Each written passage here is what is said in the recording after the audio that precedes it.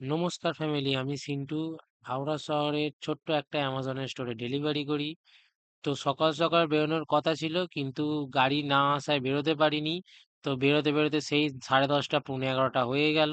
তো এলাম, এই যে গাড়ি এসছে, এখন মোটামুটি 11:30 12টা বাজে। মালপত্র গোছানো হয়ে গেছে, বের করা হয়ে গেছে।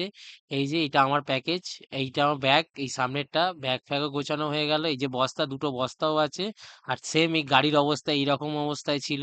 নিয়ে সব শুধু নিয়ে পাটলা পুটলি নিয়ে বেরিয়ে পড়লাম। আজকে অনেকটাই বেলা হয়ে গেছিল বেরোতে বেরোতে।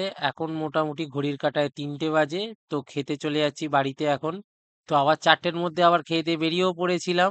তো এখন সন্ধে মোটামুটি 7:30 8টা বাজে। আমার আর একটা কি দুটো প্যাকেজ বাকি আছে। তো কাজ ফাজ সেরে আমি এলাম তখন 9টা 9:30।